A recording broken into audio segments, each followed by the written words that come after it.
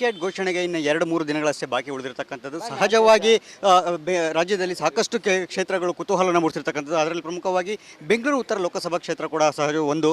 ಈ ಬಾರಿ ಟಿಕೆಟ್ ಬದಲಾವಣೆ ಆಗತ್ತಾ ಅಥವಾ ಹಾಲಿ ಸಂಸದರನ್ನೇ ಮುಂದುವರಿಸ್ತಾರೆ ಅಂತಕ್ಕಂಥ ಚರ್ಚೆ ರಾಜಕೀಯವಾಗಿ ಭಾಳಷ್ಟು ದೊಡ್ಡ ಮಟ್ಟದಲ್ಲಿ ಆಗ್ತಾ ಇರ್ತಕ್ಕಂಥದ್ದು. ಈಗ ನಮ್ಮ ಜೊತೆಗೆ ಮಾತನಾಡೋದಕ್ಕೆ ಹಾಲಿ ಸಂಸದರು ಹಾಗೆ ಮಾಜಿ ಮುಖ್ಯಮಂತ್ರಿಗಳಾದಂಥ ಡಿ ಸದಾನಂದ ಗೌಡರು ಇದ್ದಾರೆ. ಮಾತಾಡ್ಸೋಣ. ಸರ್, ನೇರವಾಗಿ ಒಂದು ಪ್ರಶ್ನೆ, ಈ ಬಾರಿ ಮತ್ತೆ ವರಿಷ್ಠರು ತಮ್ಮನ್ನು ಮುಂದುವರಿಸುವಂತಹ ಭರವಸೆ ಇದೆಯಾ, ವಿಶ್ವಾಸ ಇದೆಯಾ ಸರ್? ಸರ್, ನಾನು ಕೇಂದ್ರದ ವರಿಷ್ಠರು ತಗೊಳ್ಳುವಂಥ ನಿರ್ಧಾರಗಳು ಏನು ಎಂಥದ್ದು ಅಂತ ನಾನು ಹೇಳೋಕ್ಕಾಗಲ್ಲ. ಕೇಂದ್ರದ ವರಿಷ್ಠರು ಅಳೆದು ತೂಗಿ ಎಲ್ಲವನ್ನು ನೋಡಿಬಿಟ್ಟು ಅವರು ಮಾಡುವಂಥ ಕೆಲಸ ಕಾರ್ಯಗಳನ್ನು ಮಾಡ್ತಾರೆ. ಆ ಅವಕಾಶ ಸಿಕ್ಕಿದರೆ ಮತ್ತೆ ಸ್ಪರ್ಧೆ ಮಾಡ್ತೀನಿ. ಯಾಕೆಂತೇಳಿದರೆ ಈಗಾಗಲೇ ಸ್ವಲ್ಪ ಚುನಾವಣಾ ರಾಜಕಾರಣದಿಂದ ದೂರ ಇರಬೇಕು ಅಂತ ಹೇಳಿದವನಿಗೆ ಇಡೀ ಕ್ಷೇತ್ರದ ಜನ ಮುಗಿಬಿದ್ದು ನನ್ನ ಮೇಲೆ ಬಂದು ನೀವು ಇನ್ನೊಂದು ಟರ್ಮ್ ಇರಲೇಬೇಕು ಸರ್, ನಿಮ್ಮ ಪ್ರೀತಿ ವಿಶ್ವಾಸಗಳು ನಮಗೆ ಬೇಕು ಅಂತ ಹೇಳಿದ ಹಿನ್ನೆಲೆ ನನ್ನ ರಾಜ್ಯದ ಎಲ್ಲ ವರಿಷ್ಠರು, ಮಾಜಿ ಮುಖ್ಯಮಂತ್ರಿ, ನಮ್ಮ ಉಪಮುಖ್ಯಮಂತ್ರಿಗಳು, ಬಾಕಿಯವರೆಲ್ಲ ಬಂದದ್ದು, ನನ್ನ ಜಿಲ್ಲಾಧ್ಯಕ್ಷರಿಂದ ಹಿಡಿದು ನನ್ನ ಎಲ್ಲ ಮಂಡಲದ ಅಧ್ಯಕ್ಷರು ಬಂದು ನನಗೆ ಹೇಳಿರುವಂಥ ಆ ಒತ್ತಡದ ಮಧ್ಯದಲ್ಲಿ ನಾನು ಕಳೆದ 1 ತಿಂಗಳಿಂದ ಮತ್ತೆ ಚುನಾವಣೆ ರಾಜಕಾರಣದಲ್ಲಿ ಇರ್ತೇನೆ ಅಂತ ಹೇಳುವಂಥ ಮಾತನ್ನು ಹೇಳಿದ್ದೇನೆ. ನನಗೆ ಟಿಕೆಟ್ ಕೊಡ್ತಾರಾ ಇಲ್ಲೋ ಅಂತ ಹೇಳುವಂಥ ಟಿಕೆಟ್ ಅನೌನ್ಸ್ ಆಗೋ ಗೊತ್ತಾಗುತ್ತೆ. ಯಾಕಂದರೆ ದೇಶದಲ್ಲಿ, ರಾಜ್ಯದಲ್ಲಿ ಹೇಗೆ ಚುನಾವಣೆ ನಡೆಸಬೇಕು ಅಂತ ಹೇಳುವಂಥ ಬೇರೆ ಬೇರೆ ಸ್ಟ್ರಾಟಜಿಗಳನ್ನು ನಮ್ಮ ಕೇಂದ್ರೀಯ ನಾಯಕರು ಮಾಡ್ತಾರೆ, ಅದರ ಪ್ರಕಾರ ಮಾಡ್ತಾರೆ. ಆದ ಕಾರಣ ನಾನು ಚುನಾವಣೆಗೆ ಟಿಕೆಟ್ ಕೊಟ್ಟರೆ ಖಂಡಿತವಾಗಿ ಸ್ಪರ್ಧೆ ಮಾಡ್ತೀನಿ. ಬೆಂಗಳೂರು ಉತ್ತರ ಲೋಕಸಭಾ ಕ್ಷೇತ್ರದಲ್ಲಿ ಅಂದರೆ ಈಗ 5 ಶಾಸಕರು ಹೇಳೋ ಪ್ರಕಾರ ಸಲೀಸಾಗಿ ಅಂದರೆ ಸರಾಗವಾಗಿ ಗೆಲ್ತಕ್ಕಂಥವ್ರು ಸದಾನಂದ ಗೌಡರು. ಹೀಗಿರುವಾಗ ವಿರೋಧವನ್ನು ಮಾಡಿಕೊಂಡು ಅಂದರೆ ಹೊಸೊಬ್ಬರನ್ನು ಕಣಕ್ಕಿಳಿಸಿ ಹೊಸ ಪ್ರಯೋಗಕ್ಕೆ ಮುಂದಾಗುವಂಥ ಇಂಥ ಒಂದು ಗೋಜಿಗೆ ಹೋಗ್ತಾರಾ ಅಥವಾ ಹೇಗೆ ಅಂತ ತಮಗೇನು ಅನಿಸ್ತಿದೆ ಅಂತ? ಸರ್, ನನಗೆ ಇದರ ಬಗ್ಗೆ ಹೇಳೋಕ್ಕಾಗಲ್ಲ. ಕೇಂದ್ರದ ವರಿಷ್ಠರ ಸ್ಟ್ರಾಟಜಿಗಳು ಏನಿರುತ್ತೆ ಅಂತ ನನಗೆ ಹೇಳೋಕ್ಕಾಗಲ್ಲ. ಆದರೆ ಕರ್ನಾಟಕವನ್ನು ಪ್ರಯೋಗಶಾಲೆ ಮಾಡಲಿಕ್ಕಿಲ್ಲ ಇನ್ನು ಮುಂದೆ ಅಂತ ಹೇಳುವಂಥದ್ದು ಕಳೆದ ಬಾರಿಯ ವಿಧಾನಸಭಾ ಚುನಾವಣೆಯಲ್ಲಿ ಆದಂಥ ಹಿನ್ನೆಲೆಯ ನಂತರ ನನ್ನ ಮನಸ್ಸಿಗೆ ಅನಿಸಿದೆ. ಯಾಕೆ ಅಂತ ಹೇಳಿದರೆ ಕಳೆದ ಬಾರಿ ಪ್ರಯೋಗ ಮಾಡಿದರು, ಆ ಪ್ರಯೋಗದಿಂದ ಸ್ವಲ್ಪ ಯಶಸ್ಸು ಕಡಿಮೆ ಆಗಿದೆ ನಮಗೆ.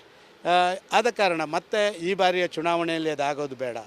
ಮತ್ತು ನನಗೆ ನಿಶ್ಚಯ ಇದೆ, ಉತ್ತರ ಭಾರತದ ಚುನಾವಣೆ ಮತ್ತು ದಕ್ಷಿಣ ಭಾರತದ ಚುನಾವಣೆ ಅದಕ್ಕೆ ಸ್ವಲ್ಪ ಅಜಗಜಾಂತರ ವ್ಯತ್ಯಾಸಗಳಿರುವಂಥ ಹಿನ್ನೆಲೆಯಲ್ಲಿ ಅದರ ಬಗ್ಗೆ ಕೇಂದ್ರದವರು ಭಾರಿ ದೊಡ್ಡ ರೀತಿಯಲ್ಲಿ ಅದನ್ನು ಮಾಡಲಿಕ್ಕಿಲ್ಲ ಅಂತ ಹೇಳುವಂಥ ನನ್ನ ಅಭಿಪ್ರಾಯ. ಬೆಂಗಳೂರು ಉತ್ತರ ಲೋಕಸಭಾ ಕ್ಷೇತ್ರದಿಂದ ಕೇವಲ ಒಬ್ಬರು ಸದಾನಂದ ಗೌಡರ ಅಭ್ಯರ್ಥಿಯನ್ನು ಅಂದರೆ ಆಕಾಂಕ್ಷಿಯಾಗಿ ಒಬ್ಬರನ್ನೇ ಮಾತ್ರ ಪಟ್ಟಿ ಕಳಿಸಿದಾರಾ ಅಥವಾ ಬೇರೆ ಇನ್ಯಾರನ್ನು ಕಳಿಸಿದಾರ ಅಂತ?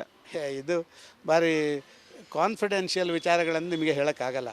ನಮ್ಮ ಕೋರ್ ಕಮಿಟಿಯಲ್ಲಿ ನಡೆದಂಥ ವಿಚಾರವನ್ನು ಎಲ್ಲಿಯೂ ನಾವು ಬಹಿರಂಗಪಡಿಸುವಾಗಿಲ್ಲ. ಅಧ್ಯಕ್ಷರು ಬಿಟ್ಟು ಬೇರೆಯವರಿಗೆ ಅಧಿಕಾರ ಇಲ್ಲ. ಅದನ್ನು ಅವರು ಕೇಂದ್ರಕ್ಕೆ ಕಳಿಸ್ಕೊಡುವಂಥ ಕೆಲಸ ಕಾರ್ಯಗಳನ್ನು ಮಾಡ್ತಾರೆ. ಸದಾನಂದ ಗೌಡರು ಉಳಿಸ್ಕೊಳ್ಳೋದಾಗಿದ್ದರೆ ಒಬ್ಬರೇ ಹೆಸರನ್ನು ಕಳಿಸಿರ್ತಾರೆ ಅಂತ ಚರ್ಚೆ ಆಗ್ತಾರೆ, ಗೊತ್ತಿಲ್ಲ ನನಗೆ. ಆದರೆ ನಾನು ಒಂದು ಮಾತು ಹೇಳ್ತೇನೆ, ಇಡೀ ಕ್ಷೇತ್ರದಲ್ಲಿ ಸದಾನಂದ ಗೌಡರು ಕಂಟೆಸ್ಟ್ ಮಾಡೋದಿಲ್ಲ ಅಂತ ಹೇಳಿದರೆ ನಾನು ಅಂತ ಹೇಳುವಂಥ ಮಾತನ್ನು ಯಾರೆಲ್ಲ ಅಭ್ಯರ್ಥಿಗಳು ಅಂತ ಅಪೇಕ್ಷಿತರಿದ್ದಾರೆ ಅವರೆಲ್ಲರೂ ಹೇಳಿದ್ದಾರೆ. 100ಕ್ಕೆ 100 ನನಗೆ ಗೊತ್ತಿದ್ದ ಮಟ್ಟಿಗೆ.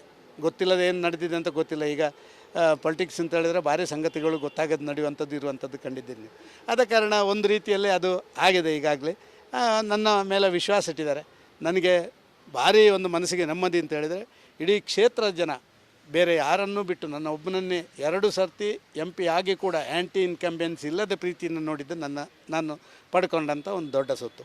ಜೊತೆಯಲ್ಲಿ ರಾಜ್ಯದ ನಾಯಕರೇ ನನ್ನಲ್ಲಿಗೆ ಬಂದು ಇಲ್ಲ ಚುನಾವಣೆಯಲ್ಲಿ ನೀವು ಮುಂದುವರಿಬೇಕು ಅಂತ ಹೇಳಿರುವಂಥದ್ದು ಇನ್ನೊಂದು ನನಗೆ ಶಕ್ತಿ ತುಂಬಿದಂಥ ಸಂಗತಿಗಳು. ಆದ ಕಾರಣ ಅದನ್ನೆಲ್ಲ ಮೀರಿ ಕೇಂದ್ರದವರು ಮಾಡ್ತಾರೆ ಅಂತ ಹೇಳುವಂಥದ್ದು ನನಗೇನು ಅನಿಸ್ತಾ ಇದೆ.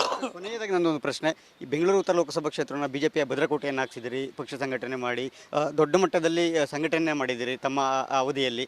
ಈಗ ಸದ್ಯದ ಪರಿಸ್ಥಿತಿಯಲ್ಲಿ ನೋಡೋದಾದರೆ ಈಗ ತಾವು ತಮಗೆ ಅವಕಾಶ ಕೊಟ್ಟು ಸ್ಪರ್ಧೆ ಮಾಡಿದ್ದಾದರೆ ಎಷ್ಟು ಮತಗಳ ಅಂತರದಲ್ಲಿ ತಾವು ಗೆಲ್ಲಬಹುದು ಒಂದು ವೇಳೆ ಈಗ ಸ್ಪರ್ಧೆ ಮಾಡಿದ್ದಾದರೆ? ಸರ್, ನಮ್ಮಲ್ಲಿ JDSನ ಸಾಕಷ್ಟು ಮತಗಳಿದ್ದಾವೆ. ನಾವು ನಮ್ಮ ಪಕ್ಕದ ದಾಸರಹಳ್ಳಿಯಲ್ಲಿ JDSನ್ನು ಸೋಲಿಸಿ ಆ ಸ್ಥಾನವನ್ನು ಪಡ್ಕೊಂಡವರು ನಾವು. ನಿಮ್ಮ ಯಶವಂತಪುರದಲ್ಲಿ ಅವರು 1,20,000 ಮತಗಳನ್ನು ಪಡ್ಕೊಂಡಿದ್ದಾರೆ. ಅವರಿಗೂ ಕೂಡ ಒಂದು 2-3 ಲಕ್ಷ ಮತ ಇದೆ. ಎರಡನೇದಾಗಿ ಮೋದಿ ವೇವ್ ಇವತ್ತು ಭಾರಿ ದೊಡ್ಡ ರೀತಿಯಲ್ಲಿ ಇರುವಂಥದ್ದು. ಸದಾನಂದ ಗೌಡರೇ ಕ್ಯಾಂಡಿಡೇಟ್ ಆಗಬೇಕು ಅಂತ ಹೇಳುವಂಥ ಪ್ರೀತಿ ಒಂದು ಕಡೆ, ಎರಡನೇದಾಗಿ ಮೋದಿಯವರು ಪ್ರಧಾನಮಂತ್ರಿ ಇನ್ನೊಂದು ಬಾರಿ ಆಗಬೇಕು ಅಂತ ಹೇಳುವಂಥ ಭಾವನೆಗಳು ಇನ್ನೊಂದು ಕಡೆ, ಮೂರನೇದಾಗಿ JDS ನಮ್ಮ ಜೊತೆ ಬಂದಿರುವಂಥದ್ದು. ಭಾರಿ ದೊಡ್ಡ ಅಂತರ. ನಾನು ಲೆಕ್ಕ ಹೇಳೋದು ಅಷ್ಟು ಸರಿಯಲ್ಲ, ನಮ್ಮ ಜಿಲ್ಲಾಧ್ಯಕ್ಷರು ಹೇಳಬೇಕು, ಹರೀಶರು.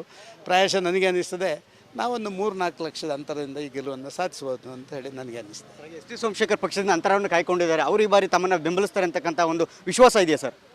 ಸರ್, ಸೋಮಶೇಖರ್ರ ನಡೆ ಇದರ ಬಗ್ಗೆ ನನಗೆ ಖಂಡಿತವಾಗಿ ಸಮಾಧಾನ ಇಲ್ಲ.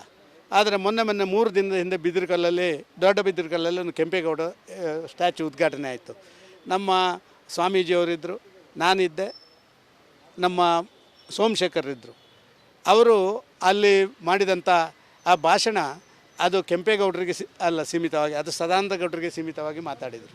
ಸದಾನಂದ ಗೌಡರೇ ಆಗಬೇಕು, ನಾನು ಕಾಂಗ್ರೆಸ್ನಲ್ಲಿದ್ದಾಗ ಇರ್ಬೋದು ಅಥವಾ ಬೇರೆ ನಾನು BJP ಬಂದಾಗಿರ್ಬೋದು, ಯಾವುದೇ ಒಬ್ಬ ಲೋಕಸಭಾ ಸದಸ್ಯ ಆ ಕ್ಷೇತ್ರದ ಅಭಿವೃದ್ಧಿಗೆ ಅಭೂತಪೂರ್ವವಾದಂಥ ಒಂದು ಸಹಕಾರಗಳನ್ನು ಕೊಟ್ಟು ಆ ರೀತಿಯ ರಾಜಕಾರಣ ಮಾಡುವಂಥ ಒಬ್ಬನೇ ಒಬ್ಬ ರಾಜಕಾರಣಿಯನ್ನು ನಾನು ಕಂಡದ್ದು ಸದಾನಂದ ಗೌಡರು ಅಂತ ಹೇಳುವಂಥದ್ದನ್ನು ಹೇಳಿ ಅವರಿಗೆ ನೀವು ಚುನಾವಣೆಯಲ್ಲಿ ಮತ ಕೊಡಬೇಕು ಅಂತ ಹೇಳುವಂಥ ಮಾತನ್ನು ಹೇಳಿದರು.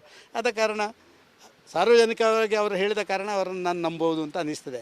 ಆದರೆ ಅವರ ರಾಜಕೀಯ ನಡೆಗಳ ಬಗ್ಗೆ ನನಗೆ ಖಂಡಿತವಾಗಿ ಸುತಾರಾಮ್ ಯಾವುದೇ ಒಪ್ಪಿಗೆ ಇಲ್ಲ. Thank you sir. ಇದಿಷ್ಟು ಕೂಡ ಮಾಜಿ ಮುಖ್ಯಮಂತ್ರಿಗಳಂತ ಸದಾನಂದ ಗೌಡರ ಮತ್ತು ಪಕ್ಷದ ವರಿಷ್ಠರು ಹೈಕಮಾಂಡ್ ನಾಯಕರು ಯಾವುದೇ ಒಂದು ತೀರ್ಮಾನ ತೆಗೆದುಕೊಂಡು ಕೂಡ ಅದಕ್ಕೆ ನನ್ನ ಬದ್ಧ ಅಂತಕ್ಕಂಥ ಮಾತನ್ನು ಹೇಳಿದ್ದಾರೆ. ಜೊತೆಗೆ ಪಕ್ಷದಿಂದ ಅಂತರವನ್ನು ಕಾಯ್ಕೊಂಡಿದ್ದಂಥ ಎಸ್ ಟಿ ಸೋಮಶೇಖರ್ ಅವರು ಖಂಡಿತವಾಗ್ಲೂ ಈ ಬಾರಿ ನನ್ನನ್ನು ಬೆಂಬಲಿಸ್ತಾರೆ, ಈಗಾಗಲೇ ಅದನ್ನು ಬಹಿರಂಗವಾಗಿ ಹೇಳಿದ್ದಾರೆ ಅಂತಕ್ಕಂಥ ಮಾತನ್ನು ಕೂಡ ಹೇಳಿರ್ತಕ್ಕಂಥದ್ದು.